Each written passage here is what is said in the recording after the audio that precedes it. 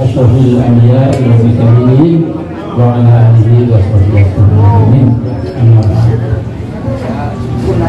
Dan saya cintai, saya katakan bahwa yang dari itu sudah dari itu, ya. Tapi ini hari ini istimewa, kita bilang kala yang pertama pada umat dari Jawa Barat ini memang pertama kali juga bukan Dewan ya, tapi Majelis Ketua Majelis Syuro, ya. Tadi Dewan dulu ya, Ketua Majelis Syuro Partai Umat beserta Pak Ketum mendatang Jawa Barat yang kami yakin, apalagi lagi diberikan oleh Pak Danis Esa Dasar Hukum, kalau kita bekerja betul, ya, mudah-mudahan 11 Dapil akan terwakili di DPR RI. Dan kemudian tidak kalah penting untuk DPRD maupun DPR wilayah maupun DPRD kabupaten kota, kita bisa membentuk satu fraksi. Nah, saya ingin menyampaikan di sini rahasia kemenangan dari perjuangan para ambiyaullah. Nah, tadi yang dibaca oleh Qori tadi itu menyiratkan bahwa umat Islam sejak dulu sampai sekarang, umat beriman itu memang tidak boleh memegang agamanya dengan ya setengah hati, apalagi sendok-gurau, ya. Alladzina takhadhu dinahum lahwa wa la'iba wa gharratuhumul hayatud dunya. Jadi ada orang-orang yang mensikapi agamanya itu dengan apa? Lahwa wa la'iba, sendok-gurau, main-main, ya. Karena itu mereka tentu tidak akan sampai kemana-mana dan mereka akan ditipu, dijebloskan kepada kesesatan. Karena apa? Karena cinta mereka yang berlebihan dengan keduniaan ini. Jadi tadi kami menanti tadi ada ayat yang lebih tepat lagi, ya, itu ayat kedua surat Al-Jum'ah, ya. Huwallazi ba'atha fil ummiyina rasulan minhum yatlu 'alaihim ayati wa yuzakkihim wa yu'allimuhumul kitaba wal hikmah wa in kanu min qablu lafi dhalalin mubin. Jadi Dia Allah yang telah membangkitkan di tengah-tengah ummiyin. Ummiyin itu adalah umat, ya. Jadi kita ini menamakan diri sebagai partai umat karena kita akan selalu bersama ummiyin. Nah, ummiyin itu, ya, secara sederhana itu adalah mereka yang sesungguhnya lemah ekonominya, lemah wawasannya, bahkan kadang-kadang bodoh, ya. Nah, sehingga Nabi dibangunkan di tengah-tengah umat itu untuk apa? Untuk yatlu 'alaihim ayatihi, pertama-tama untuk membacakan ayat Allah kepada kaum ummi umat yang banyak itu, ya. Kemudian yuzakkihim, disucikan, dibersihkan akhlaknya, kehidupannya, yang tadinya murad baik, jahiliyah. Kemudian wa yu'allimuhumul ya Allah, bisa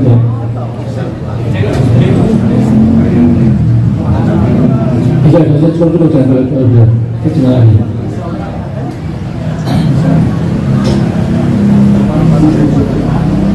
Wa yu'allimuhumul kitab wal hikmah wa in kanu min qablu lafi dhalalin mubin. Nah, jadi Nabi bersama sahabatnya itu setelah memberikan tazkiyah mensucikan, membersihkan akhlak kaum umum tadi, kemudian membacakan ayat-ayat, kemudian mengajarkan al-hikmah, wisdom, sekalipun sebelumnya mereka itu termasuk orang-orang yang sesat ya. Jadi ini saya kira bisa kita tarik sebagai analogi perjuangan partai umat di Indonesia ini. Jadi mungkin sebagian besar rakyat kita itu hidup dalam jahiliyah. Coba perhatikan ya, jahiliyah itu disebut zaman kebodohan ya. Tetapi itu tidak pas karena orang Arab waktu itu ya, itu sudah tinggi ilmu astronominya ya. Orang Arab ketika berdagang ke Syria atau ke Yaman atau bahkan ke Mesir dan lain-lain, itu mereka bisa menghitung arah angin, membuat hisab ya, membuat perhitungan ya.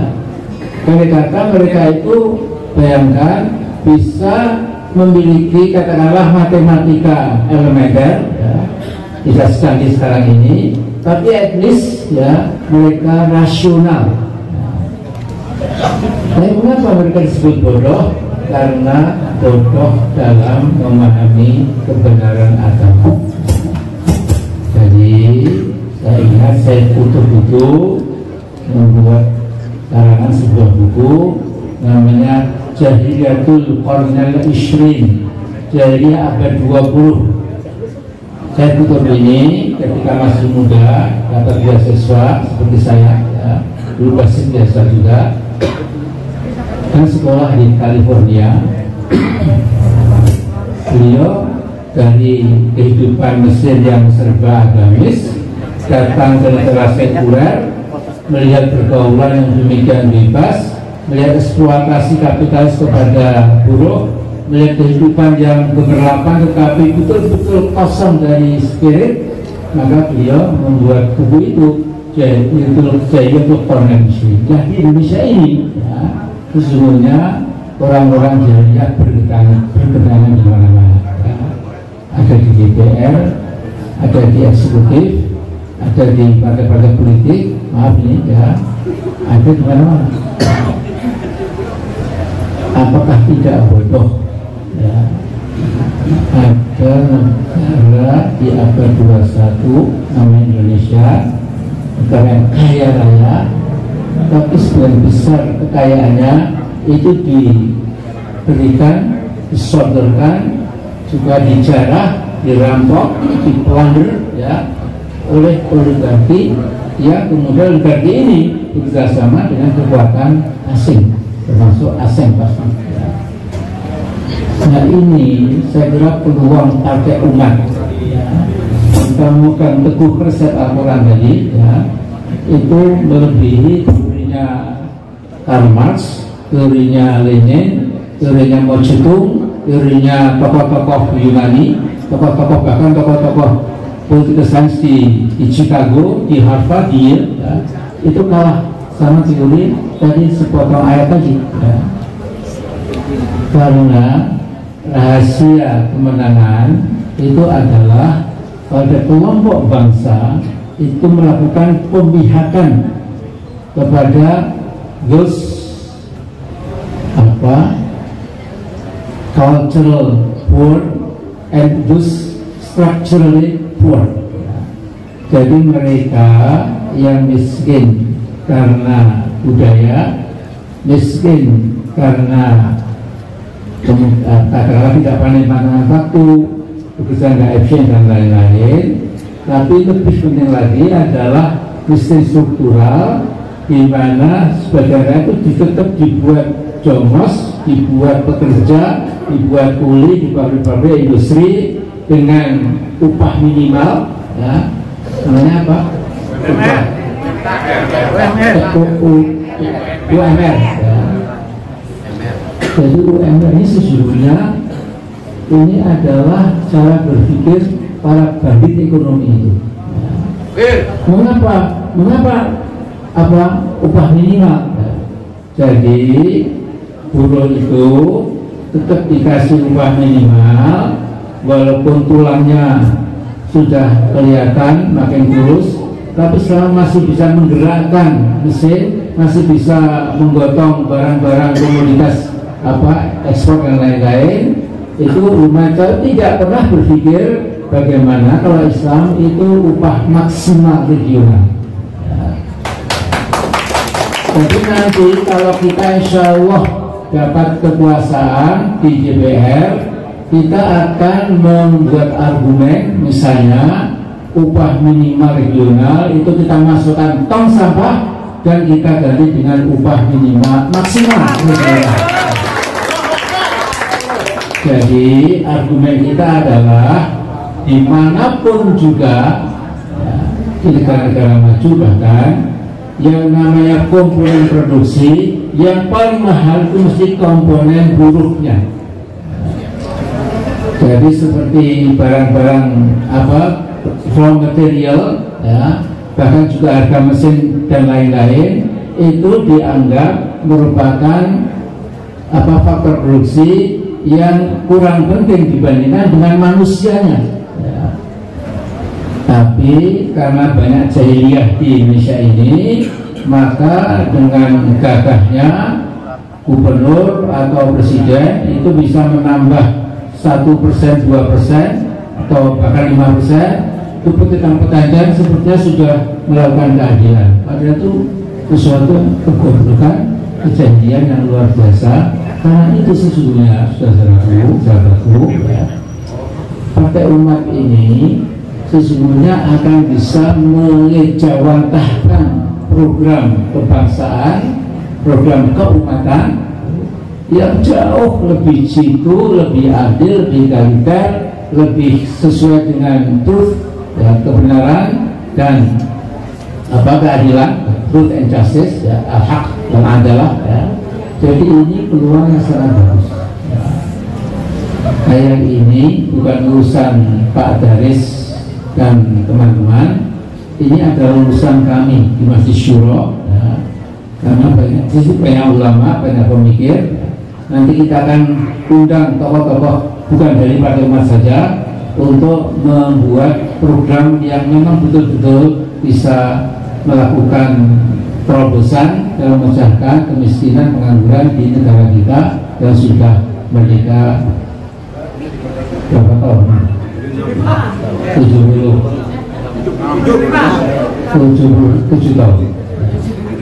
Karena saya 78, umur saya 1 tahun sebelum merdeka, jadi saya ingat gampang 77 tahun. Nah, jadi ini hal-hal yang sifatnya program, sifatnya ideal, ya. Sifatnya ini adalah katakanlah bahkan this is our Indonesian dream. Dan nanti insya Allah sudah bisa kita mulai sejak hari ini juga sesungguhnya kita akan membuat sebuah buku pegangan, ya, nggak usah tebal-tebal, dengan bahasa sederhana, bahwa Partai Umat nanti memang akan berbeda insya Allah, ya, dengan yang lain-lain. Ya. Sejauh ini yang saya amati, hampir semua partai itu memang dia berpikir rabun ayam, ya. Jadi pendek, tidak panjang. Ya. Bahkan mengapa partai-partai ada profesor doktor, ada jenderal dan lain-lain, tetapi tiba-tiba menjadi bebek, ya, menjadi tidak berperan jauh karena ditutup oleh kepentingan dunia itu. Sehingga bayangkan seorang ini karena hari puasa nggak boleh musik, ya. Jadi ya kita tahu maksudnya, ya. Jadi mengapa ada seorang pimpinan yang sesungguhnya tidak kompeten, ya. Dan saya mengatakan from day one dari pertama, that man, ya, has been carrying a portfolio of incompetence. of failure. Sudah hari pertama dilantik, dia sudah membawa portofolio kegagalan dan terbukti. Ya. Jadi kalau potong BPA di Kuali itu, ya 2 kali gagal, 3 kali, ya bawa ke sana, bawa ke sini, ya itu seperti itu, ya. Nah, jadi ini betul-betul menggairahkan kita karena tantangan kita itu hebat. Ya. Hanya manusia yang punya insya Allah keimanan, hanya manusia yang punya tawakul dan takarrub ila Allah itu yang suka tantangan. Ya. Kalau orang yang lembek dan lemah semangat, ya itu memang menghindari tantangan. Ya. Dia tidak pernah menjadi risk taking person. Padahal kalau kita lihat semua nabi itu berpikir risk taking management, risk taking leadership, risk taking struggle. Ya. Mana ada nabi itu ketika menghadapi syirik, kafir, kefasikan umatnya itu lenggang kangkung, kemudian semua menjadi orang beriman. Nabi bisa membangun sebuah kekuasaan yang penuh dengan iman. Tidak, lihat semua nabi, ya, semua nabi itu pasti mengalami tantangan-tantangan, dan ini justru mendorong partai umat, ya, yang menjadikan Islam sebagai sinar perjuangan kita itu, kalau kita menyukai tantangan itu. Jadi saya insya Allah, ya, sudah paham betul isi perut Republik kita ini. Ketika saya jadi ketua MPR 5 tahun, ya, saya semua datang, para menteri, para dirjen, para segala macam itu, ya. Jadi saya hanya menampung saja, ya. Kemudian waktu itu saya ikut nyapres, tapi tentu kalah karena nggak ada uang, ya. Lawan saya 8 triliun, saya 800 juta saja mungkin nggak ada, ya. Atau mungkin 8 miliar, ya. Nah, jadi 1/1000 daripada, ya. Tapi ini adalah masa lalu, ya. Tapi kita memetik dari pelajaran ini bahwa kalau kita ingin membangun negeri ini, memang kita harus memegang kekuasaan. Ya. Jadi saya kemarin menasihati seorang anak muda, ya, masih milenial. Nah, saya melihat di YouTube grup anak muda ini itu sholatnya rapih, akhlaknya bagus, ibadahnya bagus. Tapi kemudian ada kelucuan, pokoknya kita mengharapkan Allah akan menjadi negeri ini negeri batu warapur, negeri yang kemahribah, seterusnya, ya. Saya bilang sama anak muda, anak muda ini tahu nggak lakunya atau bolong besar dari cara berpikir itu hanya hope, project, we hope someday our country will become prosperous. We hope someday our government will be clean. We hope someday justice will be erected. Tetapi ini kan habuk, ya, tidak mungkin, ya. Jadi lihat, Nabi itu begitu hijrah ke Yathrib, yang pertama-tama dikerjakan itu adalah membangun kekuasaan.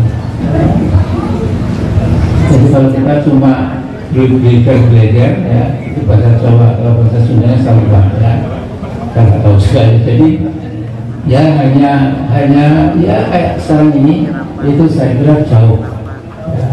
Bagaimana kita bisa mengejawantahkan pesan-pesan konstitusi kita itu, mukadimah UUD maupun batang tubuh Undang-Undang Dasar 45 itu. Nah, jadi saya gembira sekali bisa bermilang kalah yang pertama pada umat, ya, di kantor kita ini, dan saya melihat ketegasan Pak Danis, ya, memang dibutuhkan ya.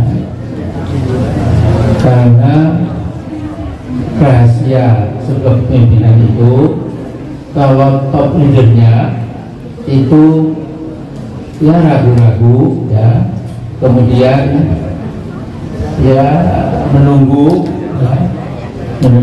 datangnya angin burikan ya, menunggu kesempatan emas dan lain-lain. Itu memang seperti ini memang saya kira tidak bisa produktif ya. Nah model Pak Garis ini ya, sahabat kita ya, itu memang kalau orang Jawa Tengah bilang pastes ya, jadi jelas gitu ya. Jelas setiap dapil harus keluar satu DPRD dan seterusnya saya akan mengulang ya. Nah kemudian sebelum kita nanti melihat tumpang-tumpang itu ya, tapi logika tadi itu sederhana, tapi itu kena saripatinya ya. Kalau diminta membuat tumbang saja ya, misalnya ugal-ugalan ya, apalagi kata beliau membuat satu fraksi ya. Jadi ini saya kira imbauan tapi juga instruksi saya kira sekaligus ya, yang perlu kita pegang ya. Nah saya ingin share waktu Pak Ketum dan saya sebelum kita pergi ke Jakarta itu mengumpulkan DPW Partai Umat se-Jawa Tengah yang diundang 65, yang datang 160 yang kewalahan tuan rumah ya, karena disiapkan konsumsi untuk puasa itu untuk sekitar 60-an, yang datang 100 ya. Kemudian gerak cepat ke restoran Minang ya, cepat dibungkus dan lain-lain ya. Tapi intinya adalah mereka mengatakan Pak Ketum juga Pak Ketua Majelis Syuro Jawa Tengah ini kalau kita potret ya, kalau betul-betul dibiayai ya, betul-betul ya si caleg juga mengeluarkan biaya, tapi dari pojok DPP Partai Umat juga memberikan supply dan lain-lain, tidak mustahil ke setiap dapil di Jawa Tengah pun itu akan ada satu kursi.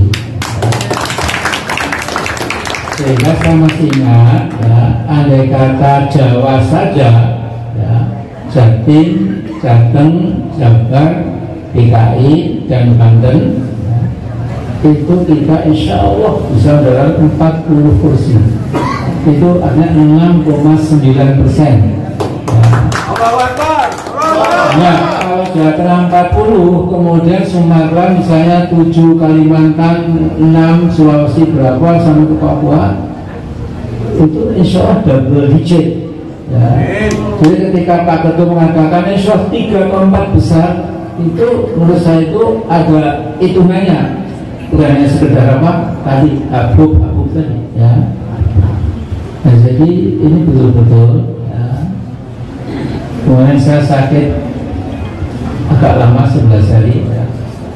Kemudian saya hidup lagi ya, karena saya kira saya hampir kim ya, karena hati saya tinggal 8, karena darah 80/40 itu makan nggak mau lagi ya.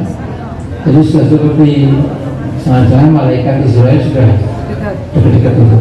Tapi namanya Allah, amin, kalau masih ada sedikit waktu lagi, tolong dibenahi pada umat itu ya. Jadi kami itu ya, tidak mau itu. Nah sekarang saya akan cerita sedikit.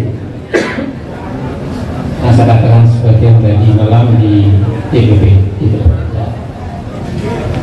Jadi saya sampai tadi pagi itu sudah mengunjungi sholat tahiyatul masjid dan duha ya, sudah 100 45 masjid. Nah, saya mengambil pelajaran dari kondisi masjid itu ya, dari 140 sekian ya, itu barangkali yang masjidnya masih kuno, masih agak old looking ya, masih ya tidak bersinar, itu kira-kira di 10 masjid. 100 lebih itu masjid itu luar biasa ya, marmernya, kemudian yang betul-betul luar biasa. Nah kemudian bagaimana saya cara menafsirkan itu? Jadi di dalam surat Taubah itu Allah berfirman, maka lil musyrikina ya'muru masajidallah syahidina ala anfusihim bil kufr ulaika habitat amaluhum wa binarihum khalidun. Jadi kata Allah, tidak mungkin orang musyrik itu berniat untuk memakmurkan masjid-masjid Allah, tidak mungkin mereka musyrik. Itu merupakan bukti bahwa mereka sesungguhnya membela kebatilan. Karena itu amal mereka putus, tidak ada gunanya, dan besok di akhirat akan diceburkan di neraka jahanam. Berikutnya, innama ya'muru masajidallahi man amana billahi wal yawmil akhir wa aqama shalah wa ata zakata wa lam yakhsha illa Allah fa sa'ulaika yakunu minal muhtadin. Ada orang-orang yang selalu memperhatikan masjid, kemakmurannya, kebersihannya ya, keramaian masjid itu ya. Kemudian mereka beriman pada Allah dan hari akhir, mereka menegakkan sholat, mereka menunaikan zakat, mereka pasti tidak pernah takut kepada siapapun kecuali kepada Allah semata-mata. Ya. Mudah-mudahan orang seperti itu akan mendapatkan hidayah dari Allah. Nah, jadi saya pikir, ya, dulu waktu reformasi kok saya jadi berani ya. Nah, saya kan dosen UGM pedalaman ya, bukan UI yang lebih berkibar-kibar ya. Saya mengapa saya berani dengan keterbatasan melakukan gerakan reformasi dan disambut sampai akhirnya bisa mengganti Orde Baru itu ke arah Orde Reformasi ya. Nah sekarang ini saya melihat ada diskoneksitas. Kalau saya melihat masjid-masjid di saya pergi ke masjid Brimob, saya ke masjid Polda, saya ke masjid mana saja, NU Muhammadiyah, kemudian UGM, UIN, UAD, UI, semua saya lihat ya. Nah kalau melihat kehebatan masjid itu dan di Polres Perumahan itu, masjid yang indah-indah itu bukan karena dikasih bantuan Pemda, enggak, betul-betul dari kocek para penduduk sekitar itu. Mestinya orang Indonesia ini yang beragama Islam itu punya keberanian sesuai dengan ayat tadi. Ini mengapa kok penampilan orang Islam di Indonesia ini kok tidak meyakinkan ya,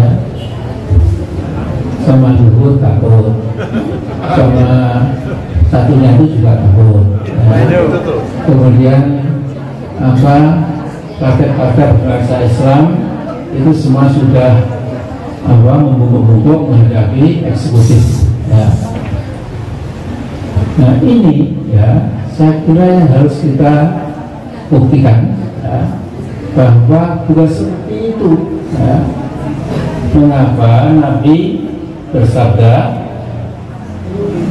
al-mu'minul qawi ahabu ila wahnal mu'minid dhaif. Orang mukmin yang kuat imannya, kuat himmahnya, kuat persatuannya, kuat ekonominya, kuat wawasannya dan lain-lain, itu lebih dicintai. Bagi Allah lebih mencintai orang mukmin yang kuat daripada mukmin yang lemah ya. yang sakit-sakit tiap Senin Kamis diare ya, kemudian ya kalau jalan itu nggak ada beranian ya, merasa ya kami umat yang pas-pasan, kami yang bersisihkan, ya kami umat itu apa, kami terpikirkan, tapi insya Allah besok kita masuk surga gundul itu, nah, mana mungkin ya. Kalau di dunia juga lemah terpinggirkan, insya Allah di akhirat juga masih begitu ya. Bahkan malaikat marah, kamu kan punya Al-Quran, kok penampilanmu tidak meyakinkan ya. Nah jadi ini kita bawa nanti ya, nanti pakai umat insya Allah itu nanti tampilannya itu memang tegas, terukur, tidak ngawur ya. Jadi penuh dengan syaja'ah. Dalam bahasa Arab ada dua macam keberanian yang rasional, dia ambil resikonya apa plus minusnya, itu namanya syaja'ah. Kalau berani asal ngawur itu namanya tahallul ya. Jadi akan mirip antara ngawur dengan tahallul ya. Jadi ini saudaraku, salah satu kita niati sejak kita 1 tahun berpolitik ini ya. Saya bayangkan besok insya Allah kalau sudah diputuskan kita jadi peserta pemilu ya, kita tentu akan lebih meyakinkan lagi ya, kiprah kita itu ya. Jadi memang banyak saya dengar ini ya, orang-orang hartawan muslim ya, orang-orang agniya di antara kita selalu ada di kota-kota itu karena besok Pak Amin, besok Pak Ketum kita akan ikut membesarkan pada umat. Saya berikan dulu dong jadi peserta pemilu sungguh-sungguh gitu ya. Nah jadi ini insya Allah verifikasi nanti itu sepertinya ya tidak akan masalah. Karena ada Pak Amin jangan kenceng-kenceng Pak, pemerintah Pak, kan kita belum diverifikasi. Nah model itu model mentalitas penakut lah ya. Jadi Allah itu punya hukum sendiri ya. Kalau hamba-hamba udah bekerja keras itu, nanti tentu karena logika Allah itu di atas sebagai manusia ya, gimana caranya akan dapat verifikasi. Tapi kalau kita sudah ragu-ragu ya, kemudian mau ngomong benar takut jangan-jangan nanti verifikasi kita gagal Pak, nah itu orang-orang suntul ya, atau lebih suntul sama aja ya. Itu tidak boleh ya.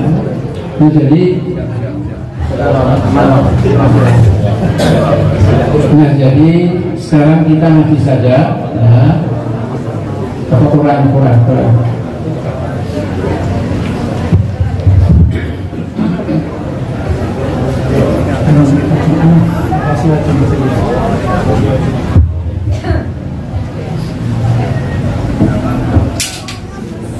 Saya nanti maghrib ya.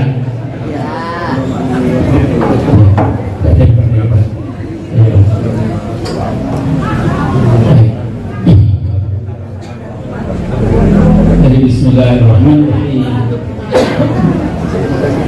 Yusabbihu lillahi ma fis samawati wa ma fil ardi malikil qudusil azizil hakim.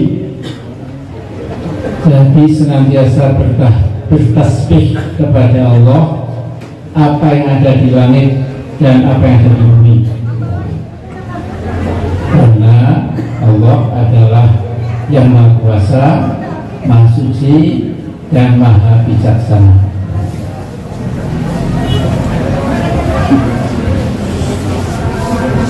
Walladzi ba'atha fil ummiyina rasulan minhum yatlu 'alaihim ayati wa yuzakkihim wa yu'allimuhumul kitaba wal hikmah wa in kanu min qablu lafi dhalalin mubin. Jadi Allah telah membangkitkan sang Rasul di tengah-tengah ummiyin, umat yang banyak ya. Asalkan ummi itu bukan huruf ya, kesalah, tapi ummi itu adalah orang banyak umat ya, di tengah-tengah umin itu, Nabi mensucikan akhlak kehidupan mereka. Nabi mengajarkan Alkitab yakni Quran dan Al-Hikmah, wisdom, sekalipun mereka sebelumnya itu termasuk orang-orang fi dhalalin mubin, termasuk orang-orang yang dalam kesesatan yang nyata.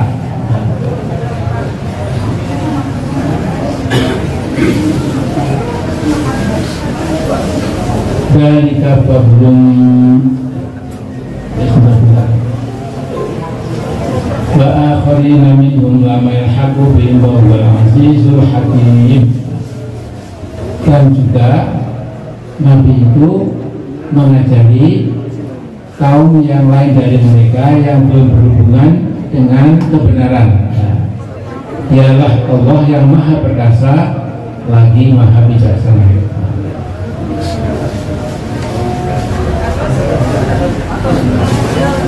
Dalika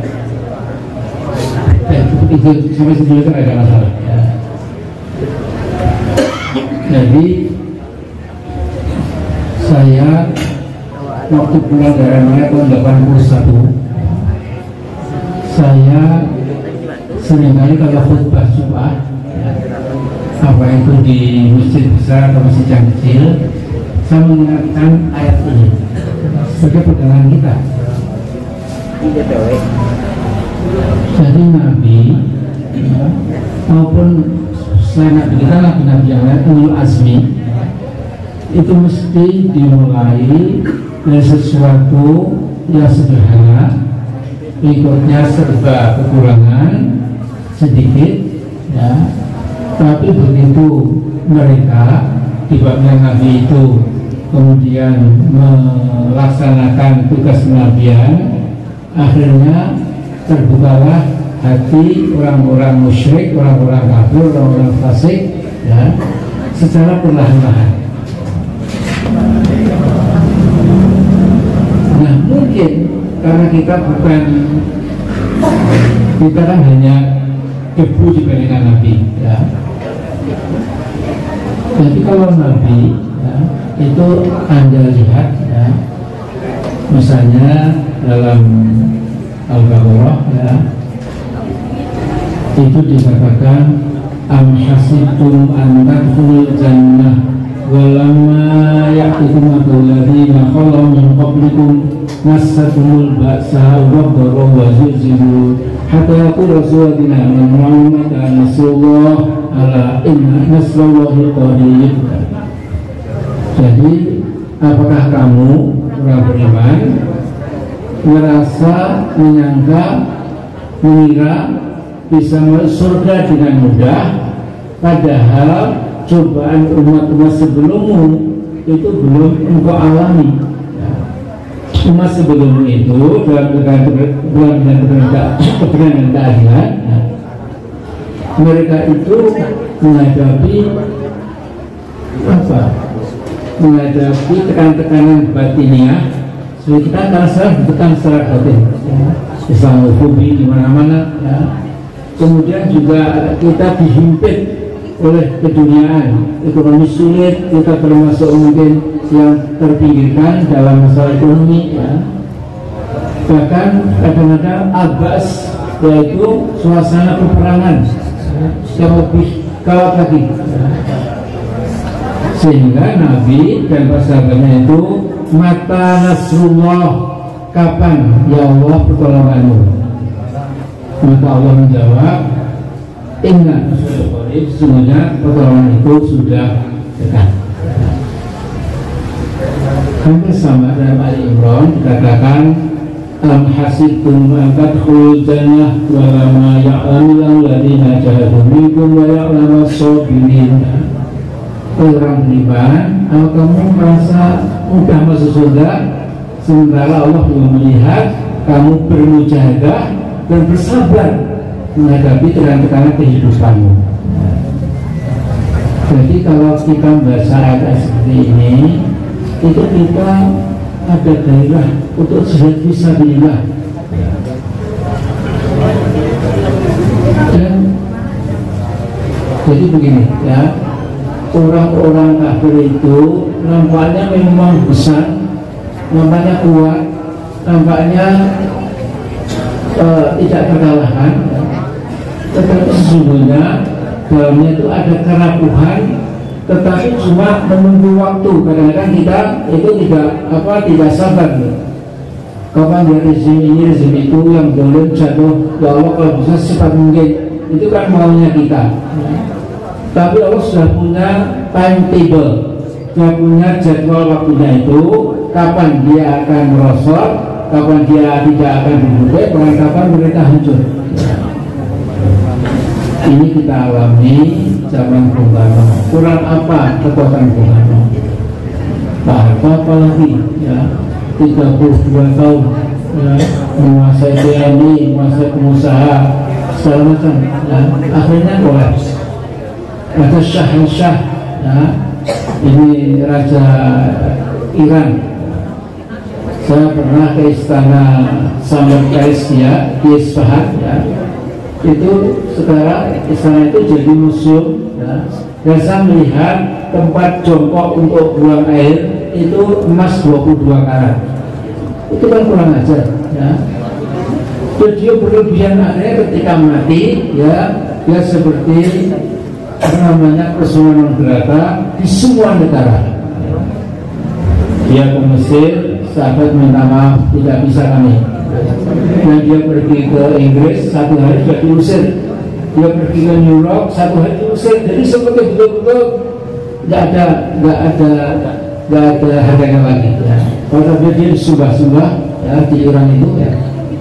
Kemudian dia ke Brazil, diusir, hanya Argentina diusir, lalu kembali ke Mesir, itu dia kemudian mati. Nah ketika mati itu yang membawa, yang lain itu hanya 5 orang ya. Jadi serdadu Mesir 1 orang di depan jalan, terus 4 orang yang membawa jenazahnya itu kemudian dicemplungkan ke mana.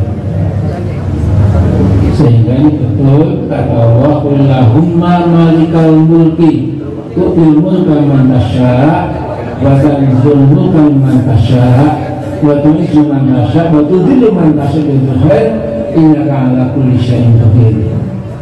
Ya Allah, ya Tuhan kami yang menggenggam kekuasaan, Engkau berikan kekuasaan kepada siapa yang Engkau kehendaki, Engkau cabut kembali kekuasaan dari siapa yang Engkau kehendaki. Kemudian Engkau memuliakan siapapun yang tadi Engkau nistakan, Engkau hinakan siapa yang Engkau kehendaki. Sesungguhnya kita menolak segala kekuasaan. Nah ini coba yang jatuh itu kan lantas lucu ya. Bung Karno dibuka oleh Waspapresnya, kemudian Pak Harto juga ya jadi beban ya, masuk rumah sakit didoakan dulu oleh rakyat. Bahkan sahabat saya Gus Dur itu juga saya kira karena kurang bersyukur, kemudian juga mengalami yang agak sama. Sudahlah, kita terus berserang aja semua.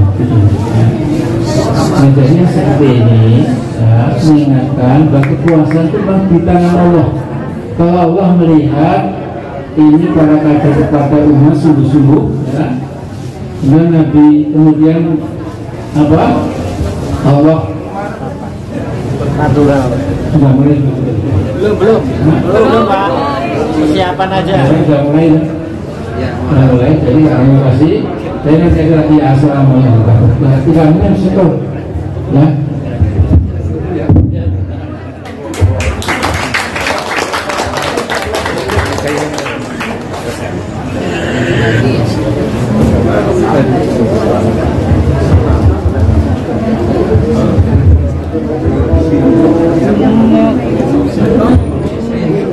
Terima kasih.